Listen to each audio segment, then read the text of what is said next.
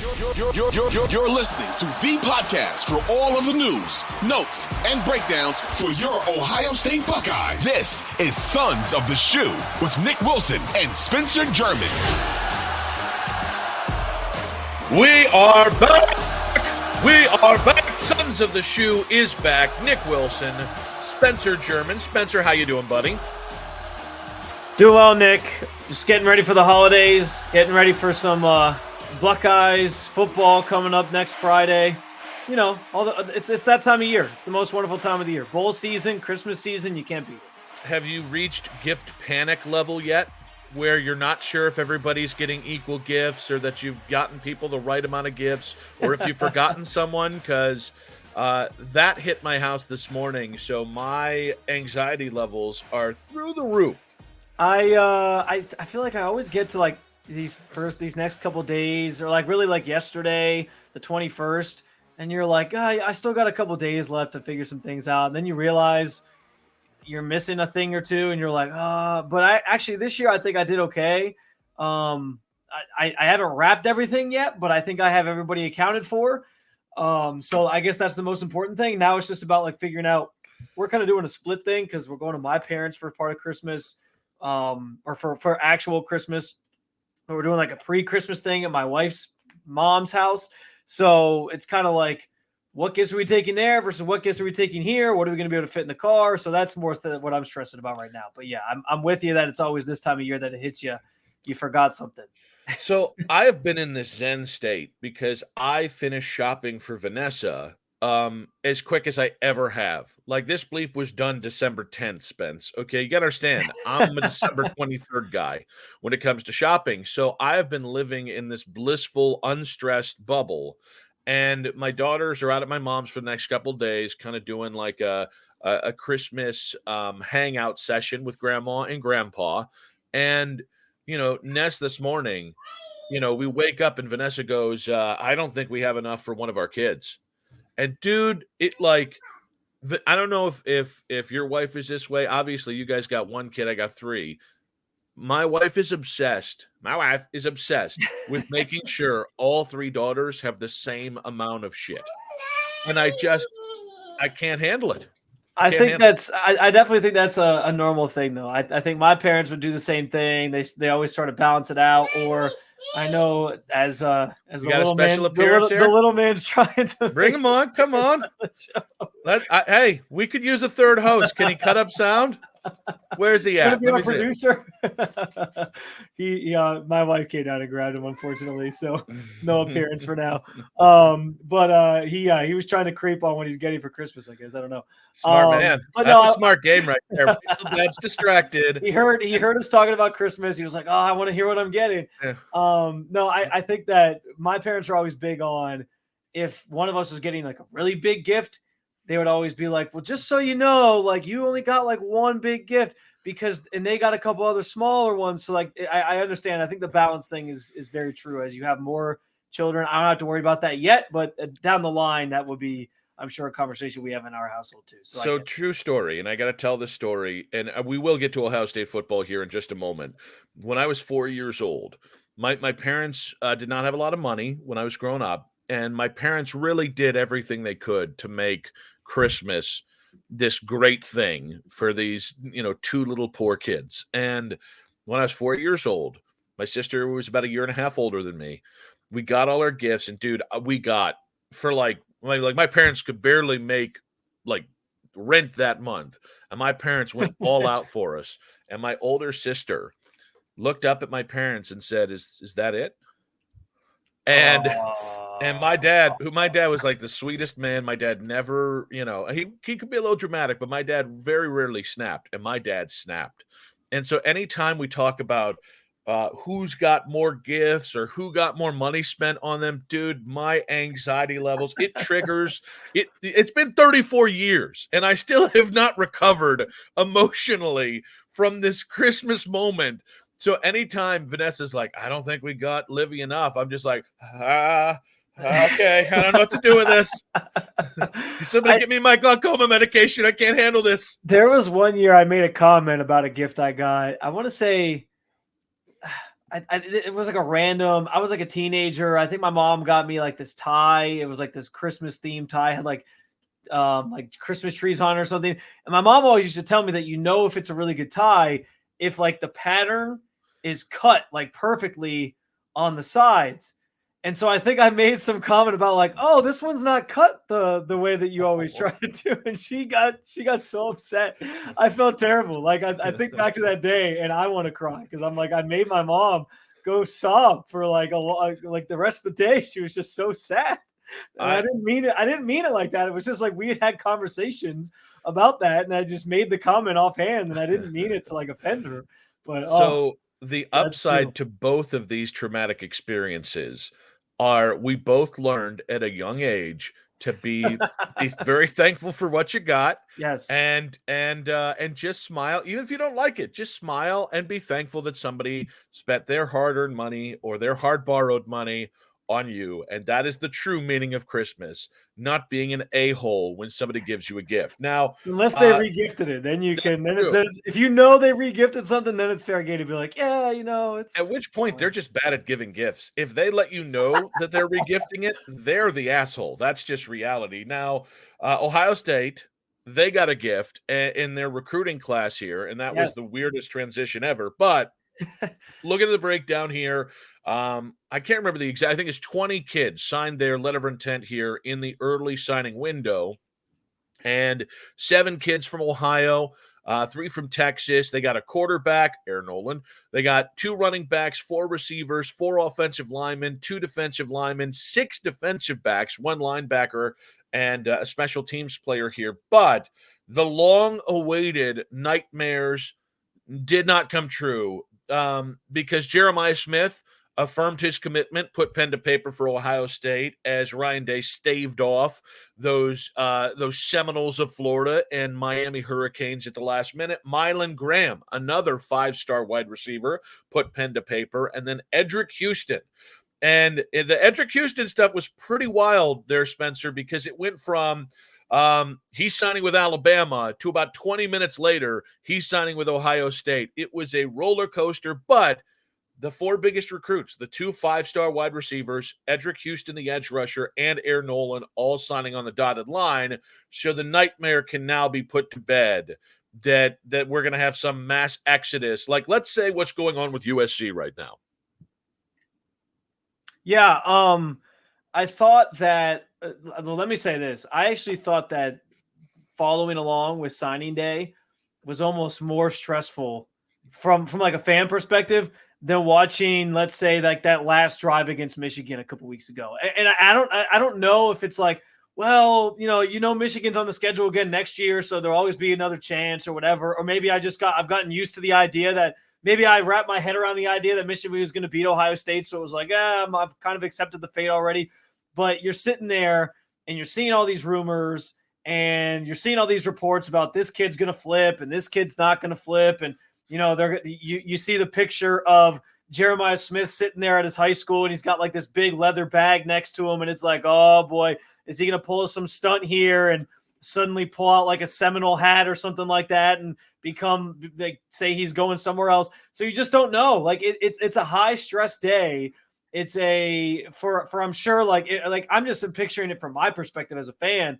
I can only imagine the intensity level that people like Ryan Day and Brian Hartline and people within the program are feeling as they hope that they've done everything they can to convince these kids like this is the place for you, come here. And then at the last second, they might just go out there and say, yeah, never mind, we're going to go somewhere, or I'm going to go somewhere else. So, and it kind of made for a good live moment from Ryan Day, which I know we'll get to here in a second.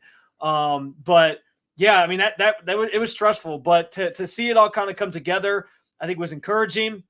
I know you had Albert Breer on your show Afternoon Drive on 92 The Fan on Thursday, and he mentioned there's only like 8 5-star recruits that are even going to the Big Ten, and 5 of them are going to Ohio State. Like that's pretty telling of where this program is at, the level that they're at. They're still recruiting at a high level, even in this NIL era.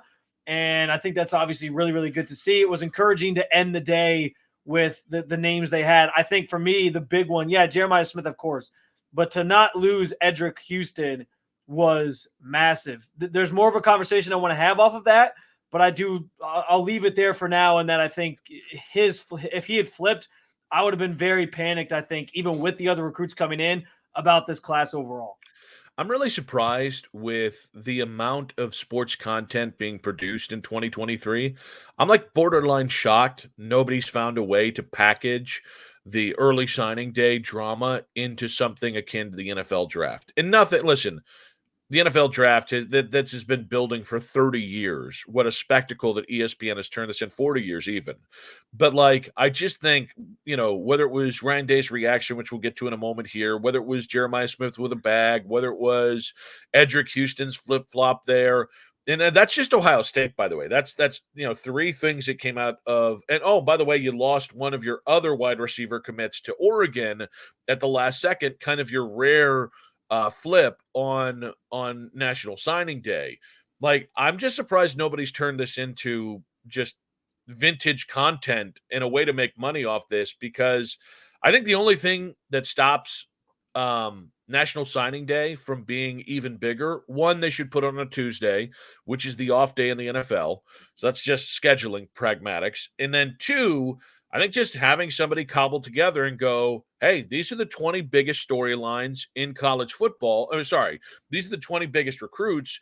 We're going to try and schedule it all so we can go Jeremiah Smith's announcements, into Aaron Nolan's announcement, into Edric Houston. Like, I kind of think it would be like amazing if they did something like that. It's a good idea, actually. Maybe that's a lane that we could carve out with this show, Nick. Go national, go around and go interview these people, these kids as they're making their decision. We make it a thing. I don't know. Can we get like 20 people on staff to outsource to each location so they can talk to them after they make their announcement, like we get at the NFL draft? I don't know. There might be a path here. We'll see.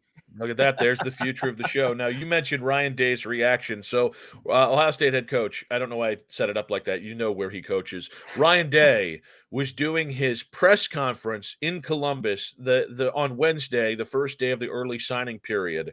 And he found out on the dais where Jeremiah Smith was going to end up.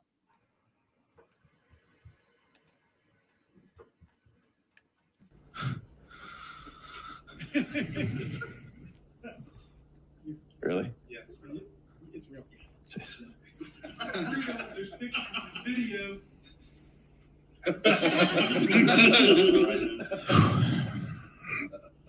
I'm nervous for you. Yeah, if you want to take us through your emotions real quick, how you feeling? The floor is yours. You got to address that one. Yeah. Well, I don't know if everything's in yet, Jerry. You got to check to make sure it's in. Hey, Mike, want to check with Justin? Yeah. Before I do something to get myself in trouble. You're still flipping right now, though? What's going on? It's been flipping for a while. Yeah. So. Yeah. Okay. What was the question? Actually, I think you had answered. Talking about. So, a lot of people have been reacting to that video.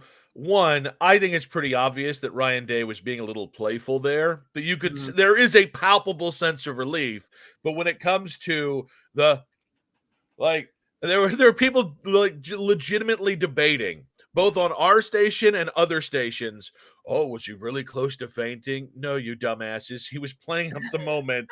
It was a moment of levity because it was relief in there for not just himself, but for Ohio State fans. By the way, video and audio courtesy of Buckeyes Now. I want to give a shout out to the source where I got it. But anyway, I think that I thought it was a cool moment because I think, well, first of all, I do think at times Ryan Day comes off very like robotic anyway. And so for him to sort of give you a peek behind the curtain as to who he is and just the stress level that he's been going through as he dealt with all the transfer portal stuff and recruiting stuff, I did think it was cool to sort of have that. I don't know. I always get a kick out of seeing coaches like in their element as people and the emotional side of things. It's why when you see Kevin Stefanski, we talk about here in Cleveland with the Browns, like when you see him give those emphatic speeches in the locker room after a game, all of a sudden you're like, oh, okay, this guy swears a little bit. That's cool. Like I didn't know that about him. That's still a weird reaction, by the way, because Kevin Stefanski's not good at cursing. That's fair. Like, That's he fair. curses the way, like, my youth pastor used to be like, oh, God darn it. Like, oh, God darn it, he died for your sins. I've also Like, noticed it's gotten more and more as they've won more games. Like, he Yeah. was kind of like keeping it more mellow. It'd be like one word here or there. And then this past week, it was just like F-bomb every 5 words. Anyway. Like, if Kevin Stefanski ends up winning a playoff game, it's gonna be like the episode of South Park where they broke the record for the most like F-bombs in an episode or whatever. It's either that or it's gonna be like Cat Williams on the coke. He's just gonna be effing here and effing there and effing that and hose and all that. Yeah. Oh man, but no, I always appreciate those moments. I do think, to your point, he probably played it up a little bit more. I don't think he was actually going to faint, but you could tell there was like a real sense of relief from him.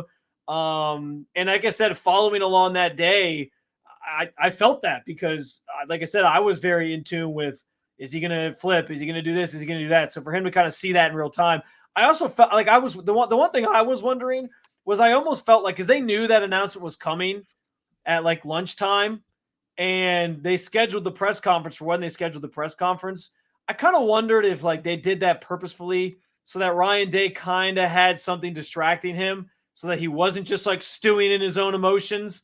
But yeah, I thought that was kind of cool. I also, he actually left the podium at one point to take a phone call. And it sounds like when you're kind of piecing the puzzle together, he left the podium to take a phone call. And I'm pretty sure it was actually a phone call from Edric Houston to kind of,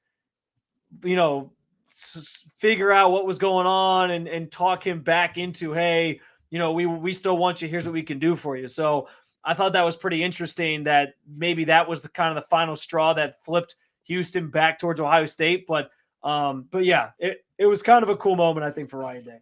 So getting to the crown jewel of this class, Jeremiah Smith, and the expectation is, I believe he is the highest rated Ohio State recruit ever that they have signed on the bottom line. And that includes Marvin Harrison. That includes Terry Glenn. That includes according to, again, this is 24/7 Sports. So people use their own webs. There's different sites you can use.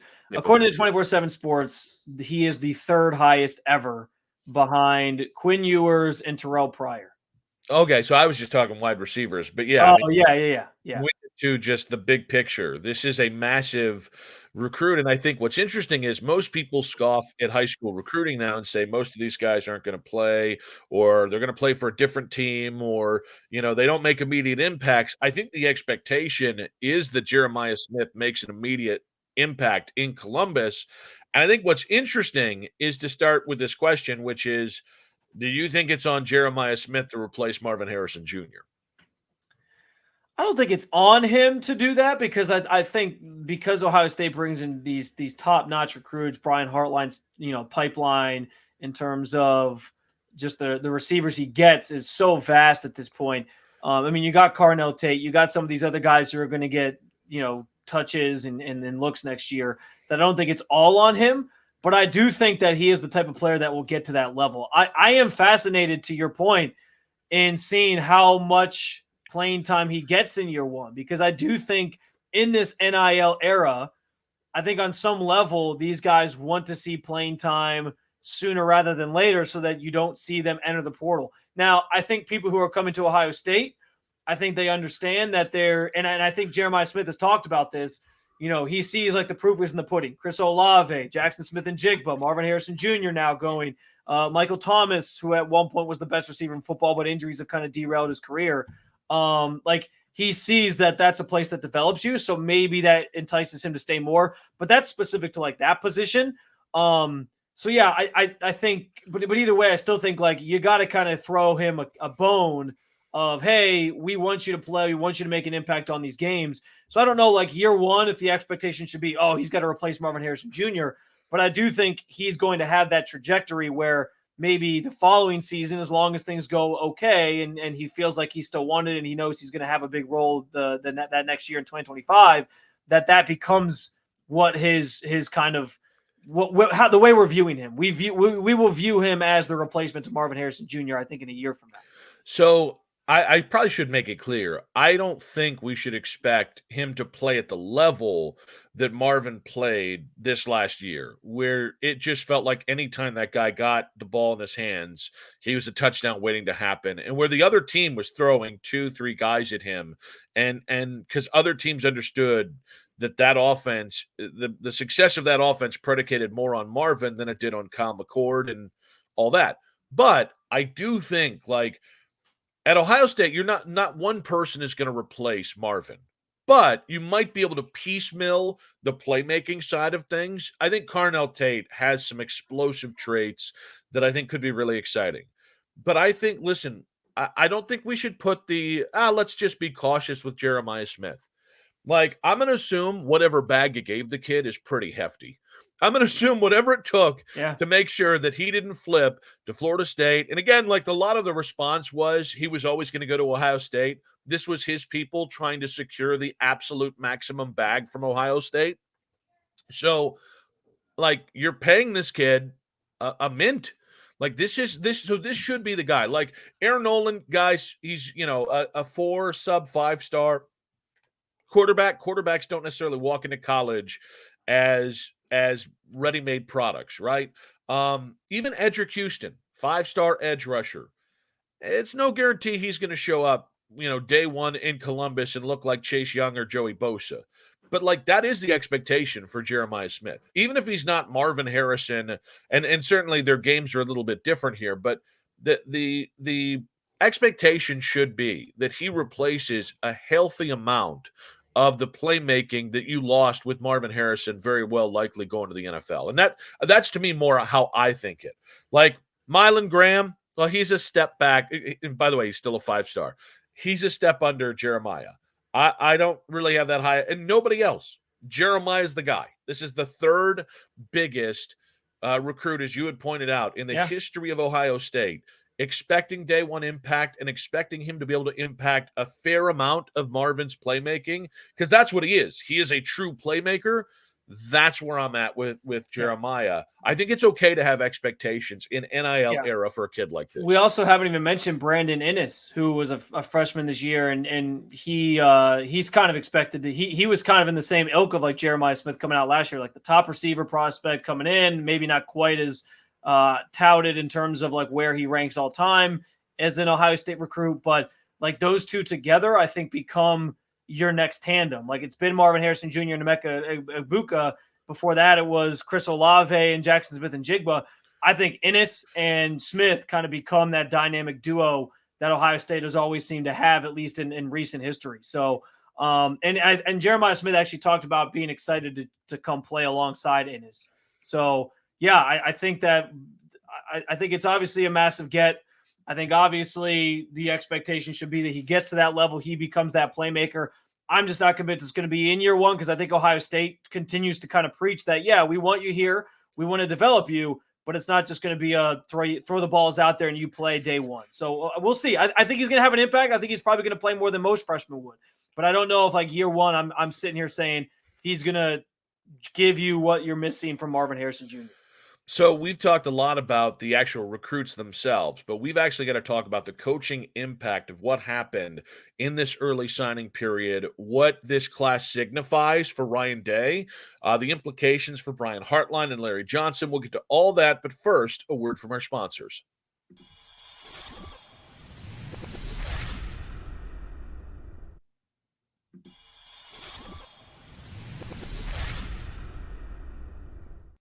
As we react to early signing period here and several, 20 commits for Ohio State putting pen to paper, I just want to point out something really interesting, Spencer, which is that when the thought was Edric Houston was going to flip and Jeremiah Smith hadn't announced yet, and yet all this going on, I saw a lot of Ohio State faithfuls saying the sky is falling and this is why you should have fired Ryan Day. And yet, when he kept the class together, I didn't see the credit going where it was due. And I just think that's a fascinating disparity, those two ideas of when something goes wrong with Ohio State right now, this is proof Ryan Day, it's confirmation bias. Ryan Day's a scrub. He should be fired. He'll never beat Michigan. And yet when he actually pulls off what he's supposed to, or what you thought he wouldn't do, now it is, well, okay. Well, that's just what he's supposed to do. That's expected. Well, or it's oh well, he's got Brian Hartline, so yes. or exactly, not giving him credit. Like, yeah, I think a big takeaway from this is, guys, let's put this in proper context.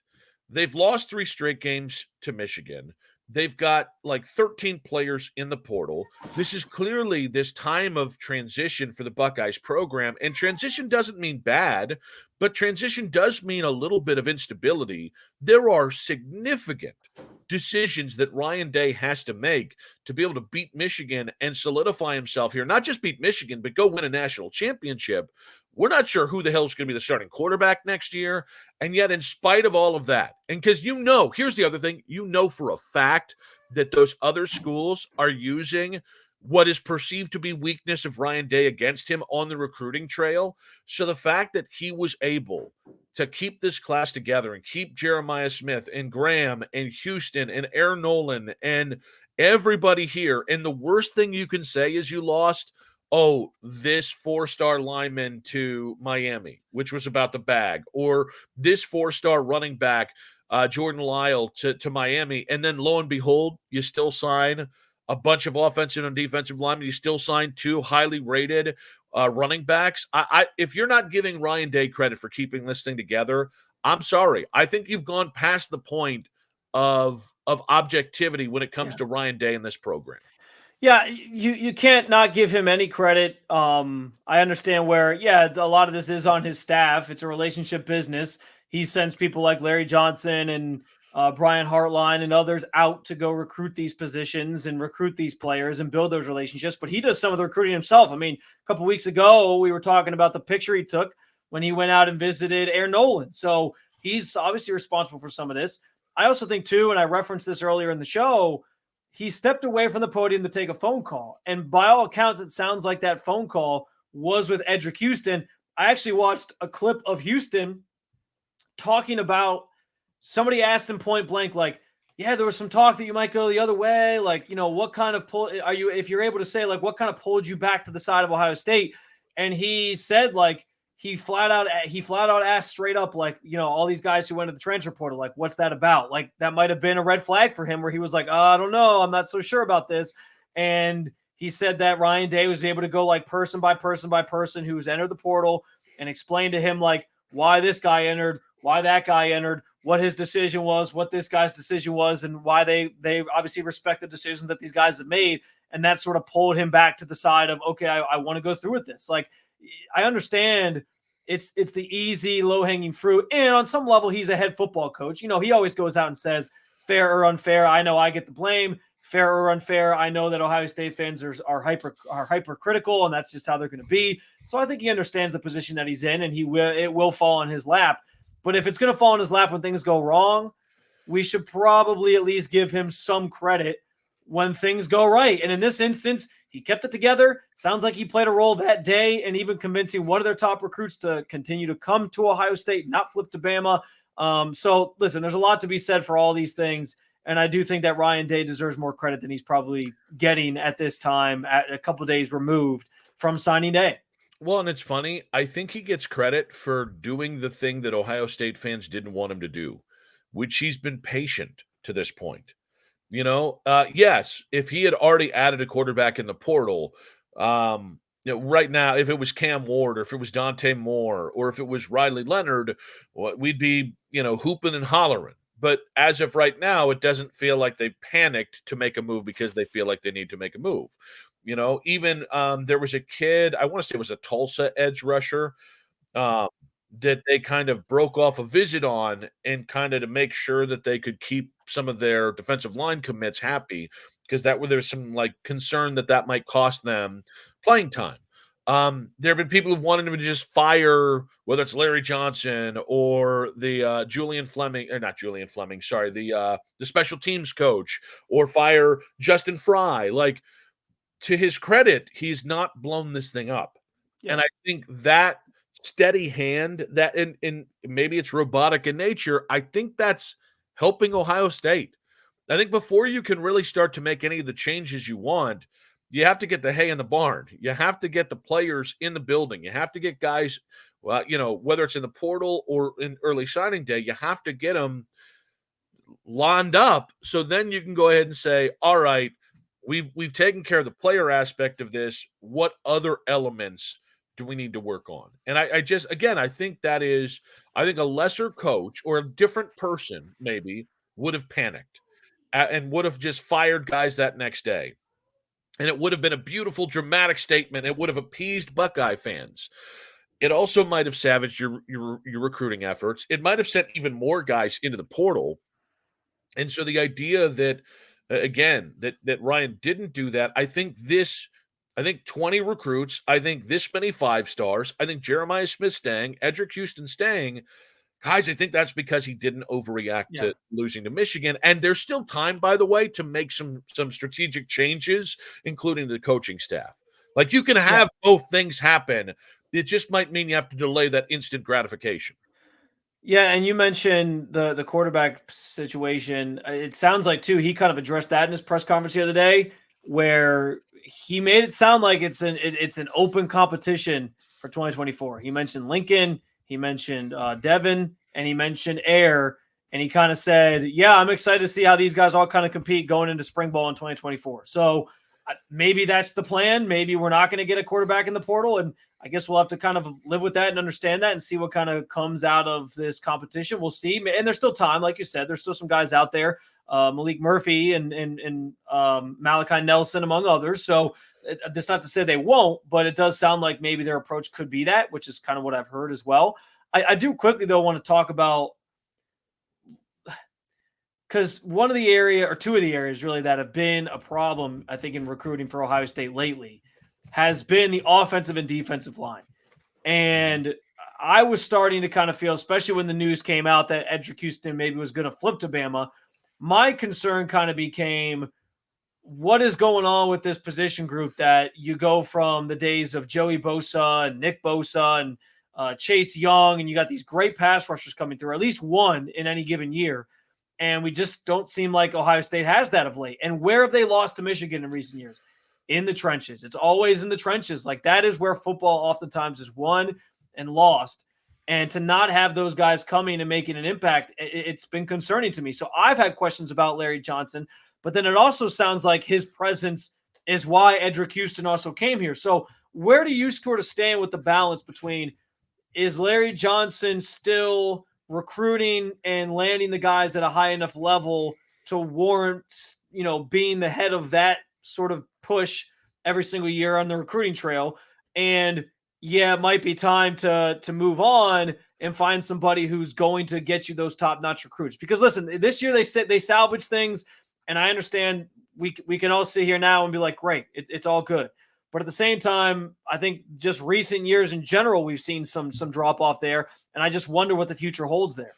So, one, I thought it was really interesting to hear Ryan Day in that press conference be as effusive about Larry Johnson as possible. Yeah. To me, he put to bed the idea that he would move on from Larry. I agree. And actually, as kind of playing devil's advocate here, something we haven't talked about is I think we've taken Larry for granted. It was a miracle when Urban stole him away from Penn State a decade ago, and he has consistently delivered top 5, top 10 picks. And I think I don't think it's a coincidence that you've got now going on year 3 of Jim Knowles, and there's been a reloading up front. And I think a lot of it, like, look at the build of JT Tuimoloau. Look at the style of defensive ends or even defensive tackles they're bringing in. It's a different defensive system. And I think Larry is trying to adapt to what Jim Knowles needs up front. And I think that is probably been tougher than, and I don't mean from Larry's side. I just think Jim runs kind of a quirky system. So I think trying to get the right guys while you've got. Yeah, he does like to blitz. Like Jim Knowles likes to blitz, so he doesn't always necessarily need to get pressure up front with just his edge guys or his defensive line guys. But yeah, it's a fair point that there's some quirks to his defense that are different than when you just had, hey, let's line Joey Bosa up and let him go get the quarterback. Yeah, so that's kind of where my head is. So like the point here is, I think like Justin Fry, it would not upset me if they moved on from Justin Fry. No. I don't think they will. But the difference between the struggles at offensive line and defensive line are I can fall back that Larry Johnson is a dude that put 10 first rounders, 5 top 5 picks, top 10 picks on the defensive line into your program. Whereas on the offensive side of things, Justin Fry is still the guy trying to prove he can be at this level. All due respect to Virginia Tech, or I think UCLA is another place he had played. All due respect to those two places. It ain't Ohio State. And so that to me is where the proving ground is. So while everybody was casting aspersions on Larry Johnson, I was looking at Justin Fry being like, my man, what can you do for me? And it still wouldn't upset me if they decided to move on from him. Because the offensive, I can't watch a great offense be beset by a bad offensive line again. Yeah. I can't. Well, and honestly, like you want to talk about Kyle McCord, I think Kyle McCord would have been 12% better this year if you had given him the proper offensive line that could pass block and run block to the level they actually ended up at the end of the season. I think that's very fair. And I also just think like that's we talked about Larry specifically more so there, but I think on the opposite side, like, Justin Fry, there should be questions there. And when you look back at the teams that won national championships with Urban, with Tressel, they were really good up front. Like their offensive lines were top notch. So that's an area of weakness that they've had on the recruiting trail as well. And I think that does need to change if they do have hopes of beating Michigan consistently and obviously competing for national championships. So while we're on this, we're going to hold the Brian Hartline conversation, which I think is going to come up over the next week or so. But I think because we kind of got a boogie here, but I do think we just have to give Brian Hartline beaucoup credit.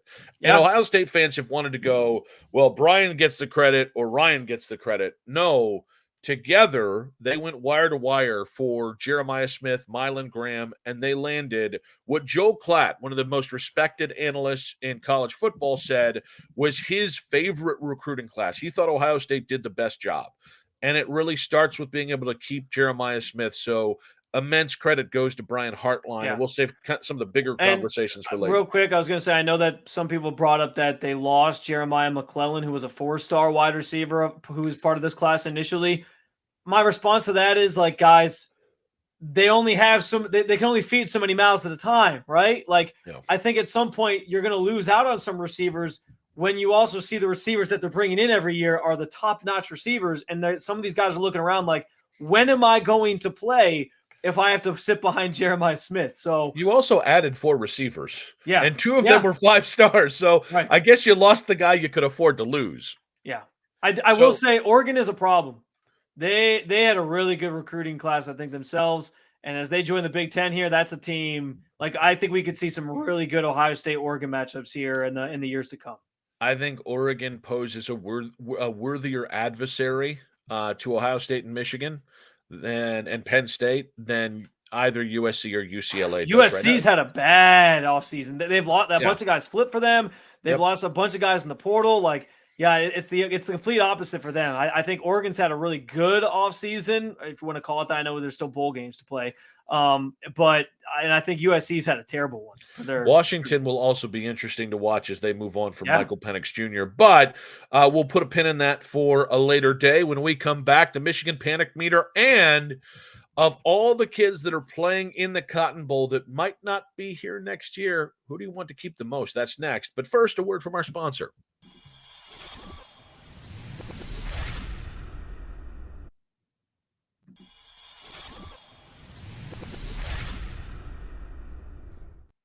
All right, guys, final segment of today's show on Sons of the Shoe. As always, please make sure to follow the show wherever you get your podcast. But as we start the final segment of every show with the Michigan Panic Meter, given the banner day for Ohio State, the number 2 recruiting class, according to several outlets, according to Joel Klatt, the number 1 recruiting class, I am moving my Michigan Panic Meter, which, again, The least concerned is gray. The most concerned is scarlet. White in the middle, and then we got light gray, and then light scarlet as kind of the in-betweens here. I have been light scarlet since losing to Michigan. Well, I was scarlet, then I bumped back. Now I'm going officially to white here because that was a good day for Ohio State. It's been a good 3 days for Ohio State, and now I'm excited to see what they do in the Cotton Bowl, and I'm excited to see what they do in the portal to kind of finish rounding off this roster. Well, in that vein, I've been in the white for I've always been white, but people have been saying that about you. Like that Spencer German is always in the white because he is a white. Anyway, I've always been in the white on the meter. I am in the same vein, dropping mine a little bit further back. I'm going into the light gray a little bit here. We've never had neither of us have ever been like full on gray, but I think we both at some point were in at least the light gray a little bit. So we're back in the light gray. I agree. A banner day on the recruiting trail for Ohio State. Also, I said it was going to be January 2nd. It actually happened sooner than I expected. We already have our first Jim Harbaugh interest from the Los Angeles Chargers reports out there. So that makes me feel a little bit better that maybe Jim Harbaugh really won't be here next year. And that'll obviously make things even sweeter. Maybe not sweeter because you'd like to beat him, but it'll make things a little bit easier for Ryan Day when they play Michigan next year. So with that being said, one-upper.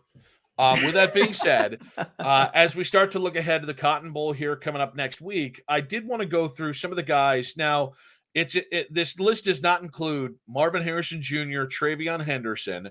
It does not include Tommy Eichenberg, JT Tuimoloau, or Lathan Ransom. All 5 players have not said publicly whether they will or won't play in the Cotton Bowl.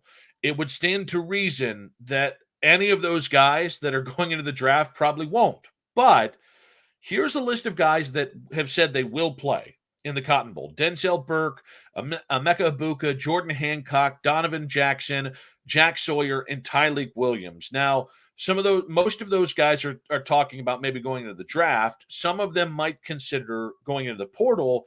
I'm just curious, of the names that I gave you that are absolutely playing in the Cotton Bowl, who would you like to have back next year the most? It's a great question. I feel like I got to go with Jack Sawyer, which may be an out there answer for some people and some Ohio State fans. But for me, he sort of, towards the end of this season, started realizing, I think, some of the potential that he came to Ohio State with. I mean, we've talked about it before. He came in as the 6th. He was higher at the time, but now that Jeremiah Smith signed, he's the 6th highest Ohio State recruit ever. And like we all kind of thought, we were all having visions of another Bosa brother, right? Like, oh, this kid from Florida who comes in, he's going to feast, he's going to do some good things, and he's going to be that next great pass rusher. And it just hasn't really materialized for him. So to see him maybe come back for another year and see if he can kind of add on to that, and if we can get a little closer to seeing that full potential, I think that'd be awesome. I would say, I guess, a runner-up would be Tyleik Williams. The theme of my answers are all, I just want to see defensive line guys that I actually trust to come back. Yes.